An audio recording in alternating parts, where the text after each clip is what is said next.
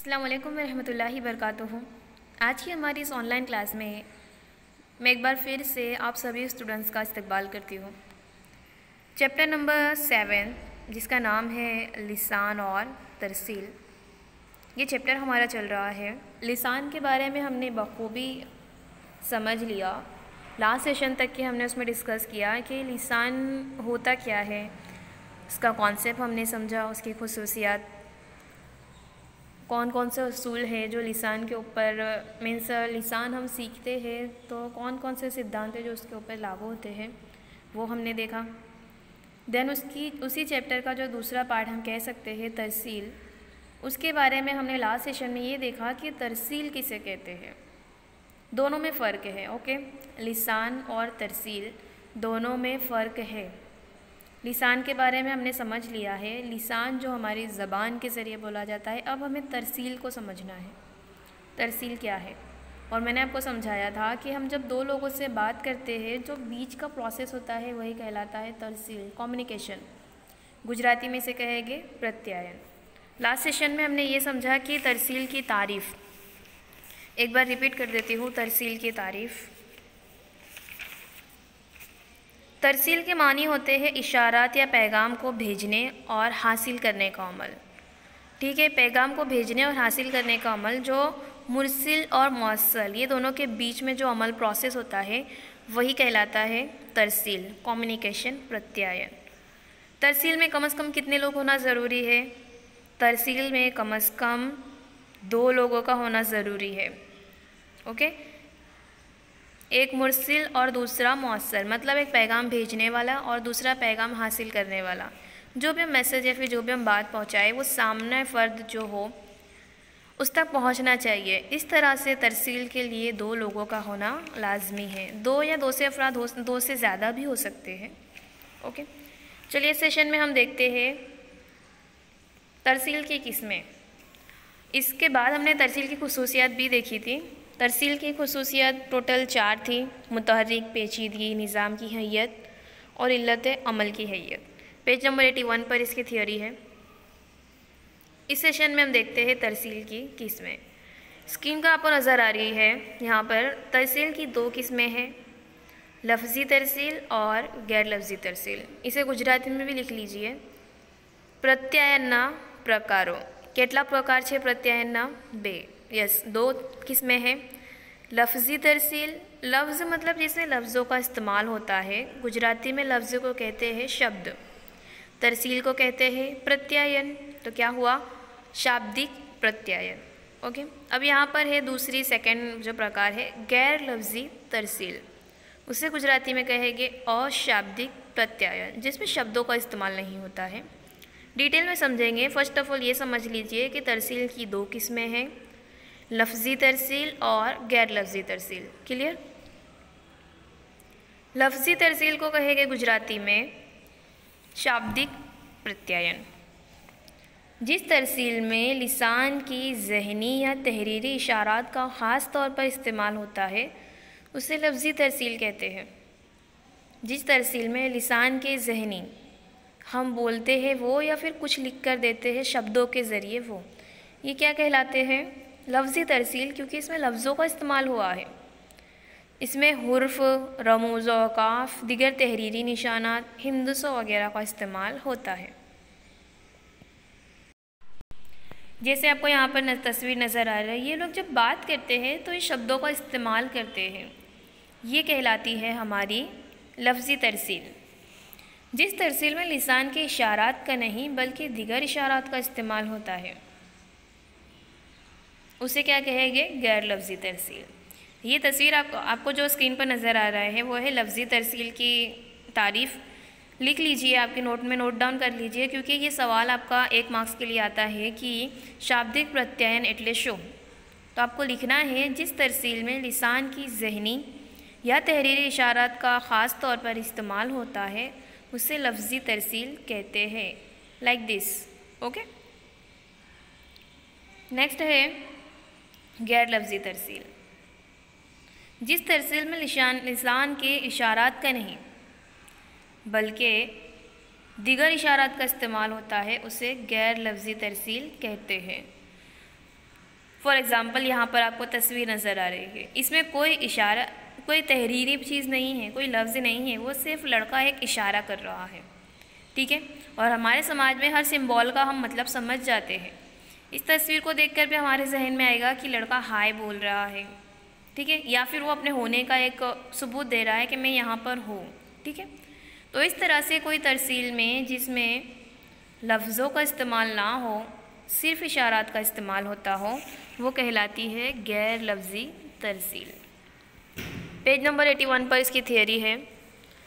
लफ्ज़ी तरसील में पैगाम के लिए अल्फाज के इंतखाब के अलावा उसकी अदायगी की शिद्दत, आवाज़ का उतार चढ़ाव, बीच बीच में वक्फ़ा वगैरह के असरात भी पाए जाते हैं। किसमें हम बात कर रहे हैं? लफ्ज़ी तरसील में। आमतौर पर शदीद आवाज़ इख्तिलाफ, मुखालिफत, गुस्सा या शिकायत की तरफ इशारा करती है, जबकि धीमी आवाज़ ख़यालात में यकसानियत, तफ़हीम, तस्कीन की तरफ इशारा करती है। ये तमाम मामलात अदा किए गए अल्फाज को मुख्तलिफ़ मानी दे सकते हैं। बासलाहियत अदाकारा सिर्फ मुनासिब लहजे से मुकालमे पेश करके सामईन के साथ किरदार के ख़यालात और जज्बात हूबहू पेश करता है। हमने पहले ही पढ़ा कि हमें बोलना है तो किस तरह से बोलना है। देखा हम लोग ने लिसान को कौन कौन सी गलतियां हैं जो हमारी लिसान को मौसर नहीं बनाती। सिर्फ वही चीज़ें लफ्ज़ी तरसील में आप हम सब बात करते हैं, लेकिन हमारे बात करने का उतार चढ़ाव अलग होता है। कोई हमें गुस्से से बात करे, ज़ोर से बात करे तो हमें समझ में आता है वो गुस्से से बात कर रहा है। कोई बहुत ही धीमे लहजे में बात करे तो हमें समझ आता है कि बात करने में जो लहजा है वही हमें हर चीज़ का मायने बताता है, ठीक है। तो लफ्ज़ी तरसील में भी ये चीज़ें ध्यान रखी जाती हैं। गैर लफ्ज़ी तरसील की अहमियत अंग्रेज़ी कहावत के ज़रिए ज़ाहिर होती है। अफ़आल अल्फाज से भी बुलंद आवाज़ में बोलते हैं। Action speak louder than words, underline कीजिए, action speak louder than words. हमारे इशारात हमारे लफ्ज़ों से ज़्यादा बोलते हैं। कहा जाता है कि जो एक तस्वीर होती है उसमें 1000 लफ्ज़ छुपे होते हैं। एक तस्वीर होती है ड्राइंग की, उसमें 1000 से ज़्यादा लफ्ज़ हमें नज़र आ सकते हैं। 1000 से ज़्यादा लफ्ज़ों वाली बात वो बोलते हैं। तो action speak louder than words, हमारे इशारात, हमारे एक्शन, हमारे वर्ड्स से, हमारे अल्फाज से ज़्यादा बोलते हैं। लफ्ज़ी इशारात के साथ साथ भी इस्तेमाल किए जा सकते हैं, लेकिन साथ साथ में इस्तेमाल करते वक्त लफ्ज़ी और गैर लफ्ज़ी इशारात में मुआफ़िक़त चाहिए, वरना तरसील गैर वाज़ेह और पेचीदा बन जाएगी। मसलन तुमसे एक एग्ज़ाम्पल है, मसलन तुमसे मिलकर खुशी हुई। इन अल्फाज की अदायगी के वक्त चेहरे पर सख्ती या हिकारत के तासुरात हो तो सुनने वाले को ये महसूस होगा कि अल्फाज गलत है और अच्छा असर कायम करने के लिए कहे गए हैं। कई बार होता है कि हम लोग बात कुछ और करते हैं और हमारे चेहरे के तासुरात कई और बनते हैं। होता है कई बार कि हमें गुस्सा आ रहा हो लेकिन हम सामने वाले पे गुस्सा जाहिर नहीं कर पाते हैं, इसलिए हम जानबूझ के मुस्कुराते हैं और बात करते हैं। ये चीज़ें भी हमारे जो भी जिससे भी हम मुखातिब हो उसे ये चीज़ें समझ आती है, और यही चीज़ों को नोटिस करने के बाद, एनालाइज करने के बाद वो उसका अर्थ और मायने निकालता है, ठीक है। तो लफ्ज़ी तरसील और गैर लफ्ज़ी तरसील दोनों में हमारे चेहरे के तासुरात, हमारा लहजा असर करता है। चंद तासुरात कैसे होते हैं? अलग अलग हमारे तासुरात अलग अलग मायने ज़ाहिर करते हैं। चंद तासुरात और हरकत और सकनात से ये ज़ाहिर होता है कि फ़र्द को मुखातिब फ़र्द में दिलचस्पी है, उसके लिए हरारत महसूस करता है। लेकिन चंद तासुरात और हरकत और सकनात फ़र्द के नापसंद या हिकारत को पेश करता है। तासुरात मतलब हमारे चेहरे के एक्सप्रेशंस, जो हम बात करते वक्त हमारे चेहरे पर सामने वाले फ़र्द को नज़र आ जाते हैं। कई बार हमारे चेहरे पर ऐसे तासुरात होते हैं जिससे पता चलता है कि सामने वाले में इसको इंटरेस्टेड है या फिर दिलचस्पी है बात करने में, और कई बार ऐसा लगता है कि इसे बात नहीं करनी, सिर्फ यूँ ही टाइम वेस्ट करने के लिए, फिर टाइम पास करने के लिए बात हो रही है। चेहरे पर हमेशा रहने वाली मुस्कुराहट दिगर अफराद के लिए नेक ख्वाहिशात का इजहार है। सख्ती, गुस्से से सुर्ख चेहरे मनफी ज़हनी रुझानात की तरफ इशारा करते हैं। कोई फ़र्द है जो बहुत ही गुस्से में बैठा हुआ है, उसकी आंखें चढ़ी हुई है, भले ही वो कुछ ना बोले तब भी हम समझ जाएंगे कि ये फ़र्द गुस्से में है। समझते हैं? मुखातिब फ़र्द के साथ काफ़ी देर आँखों का ताल्लुक़ दिलचस्पी और दोस्ती की तरफ इशारा करता है, जबकि छत की तरफ या खिड़की के बाहर देखना मुखातिब फ़र्द के लिए गैर दिलचस्पी और उसको नज़रअंदाज करने के रुझान की तरफ इशारा करता है। कई बार ऐसा होता है कि हम जो फ़र्द से मुखातिब है उसके आँखों में देखकर उसके साथ मुस्कुराकर बात करते हैं, तो हमें समझ में आता है कि ये फ्रेंडशिप है, फ्रेंड है, इनको बात करने में एक दूसरे से इंटरेस्टेड है। लेकिन कई बार ऐसा होता है कि जिससे हम मुखातिब है या फिर कोई भी हो जिससे हम बात कर रहे हैं, हम उसको देखने की बजाय, वो फ़र्द को देखने की बजाय आसपास देखें, इससे ये चीज़ ज़ाहिर होती है कि हमें उस फ़र्द से बात करने में ज़रा भी इंटरेस्ट नहीं है। ठीक है। गैर लफ्ज़ी तरसील काफ़ी अहमियत के हामिल होने की वजह से उसका जिस्म की ज़बान के तौर पर मुताला किया गया है। ठीक है। गैर लफ्ज़ी तरसील में तो सिर्फ इशारात होते हैं, लेकिन उसे बॉडी लैंग्वेज के तौर पर जाना जाता है। बॉडी लैंग्वेज, हमारी जो बॉडी के एक्शन है वही हमारी लैंग्वेज बन जाती है। जैसे यहाँ पर आपको तस्वीर देखकर ही समझ आ रहा है कि जो ये लड़का आपको नज़र आ रहा है बहुत ही ज़्यादा खुश है। ठीक है। भले ही कुछ ना कहे लेकिन बॉडी लैंग्वेज बोलती है, इसलिए इसे बॉडी लैंग्वेज कहा जाता है। जैसे हाथ हिलाना या पीठ थपथपाना रज़ामंदी की तरफ इशारा है।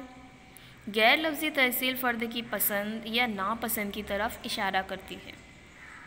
इससे ये भी ज़ाहिर होता है कि उस फ़र्द के साथ तरसील हो सकती है या नहीं हो सकती। इसके अलावा गैर लफ्ज़ी तरसील हवासों के इश्तिआल में भी इजाफ़ा करती है।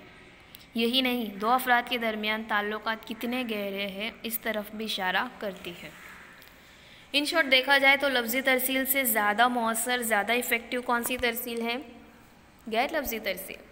कई बार हम लफ्ज़ी तरसील में गैर लफ्ज़ी तरसील का इस्तेमाल भी करते हैं, इशारों का इस्तेमाल भी करते हैं, जो हमारी बात को, हमारी तरसील को और ज़्यादा इफ़ेक्टिव और ज़्यादा मौसर बनाती है।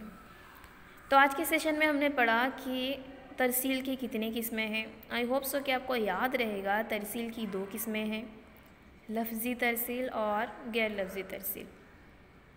दोनों के बीच का फ़र्क आपको पता होना चाहिए। लफ्ज़ी तरसील जिसमें लफ्ज़ों का इस्तेमाल होता है, गैर लफ्ज़ी तरसील जिसमें इशारात का इस्तेमाल होता है, लफ्ज़ों का इस्तेमाल नहीं होता, जिसे बॉडी लैंग्वेज भी कहते हैं।